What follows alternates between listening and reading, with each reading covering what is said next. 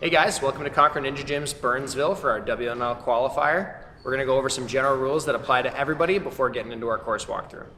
For our competition today, for each of our obstacles, you have to make sure you finish the 3 clear conditions. In order to clear your obstacle, you must make sure that you cross the front plane of the pad, which would be marked day of the competition, with your entire body. You must disengage the previous obstacle and be touching the pad that is your landing pad. You cannot skip over that pad in order to complete your obstacle. For our obstacles today, if your point B becomes your point A, then you are immediately starting the next obstacle. You may not step off of that pad into anything out of play as soon as you get onto that pad. Each of our point A's will be marked with an arrow pointing you towards the direction of the obstacle, and your point B will be marked with a check mark to show that is the end of the obstacle. For each of our obstacles, I'm going to tell you what's in play, either your upper body or your lower body or both. So that you can use those only on your obstacles. For end platforms, you can use any part of your body. Upper body includes anything above the waist, stomach, back, head, arms, anything like that. Lower body is anything below the waist, butt, legs, feet, anything like that. You're always allowed to return to your starting platform at any point, as long as you can do so without going out of play. And if something is not explicitly said to be in play, then it's considered out of play for the course.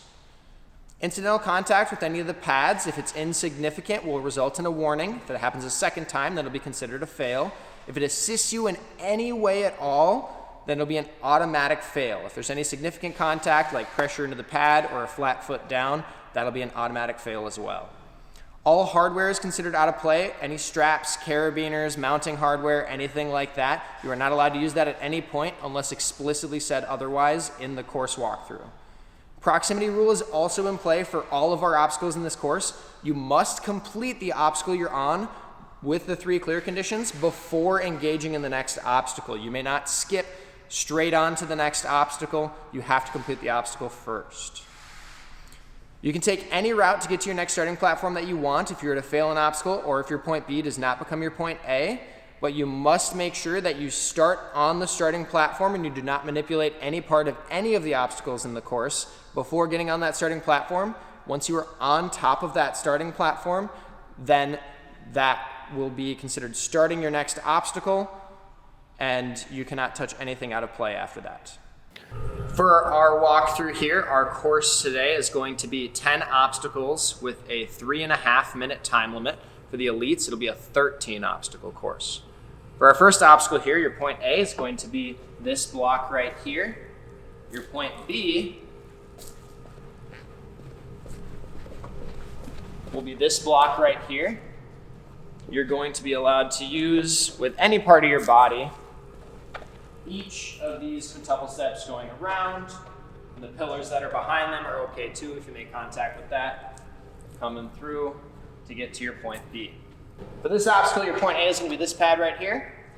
You can use this post and this slack line to get you to your point B right here. For this obstacle, you guys, your point A is going to be this red pad right here.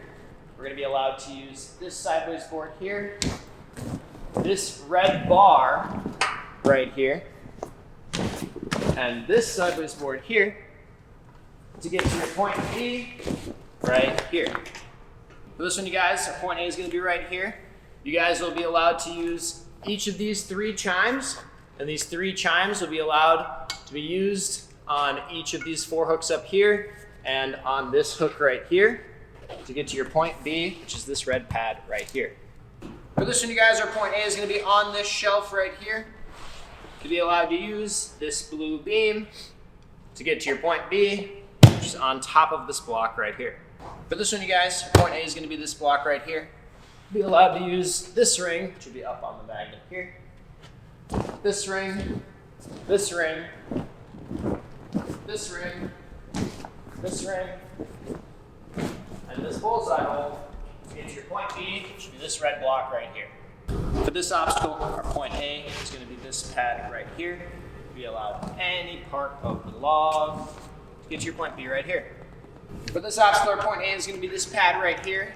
You guys will be allowed to use the rope and any part of this parkour box here to get to your point B, which is the top of this block right here. For this obstacle, our point A is going to be this red pad right here. We'll be allowed to use this axe, which will be sitting right here, any part of this trampoline here. This axe will be allowed to be used, and this target here. We'll be allowed any part of this trampoline here. This axe here, which is allowed to be used in this slot here to get you to your point B right here. For our final obstacle, your point A is going to be this pad right here. You'll be allowed to use this hold here, any part of this palm flip here, any part of this palm flip here, and this vault box here to get to your point B. Should be this shelf right here. Buzzer will be here on the shelf. You got 10 obstacles, 3.5 minute time limit. See you guys there.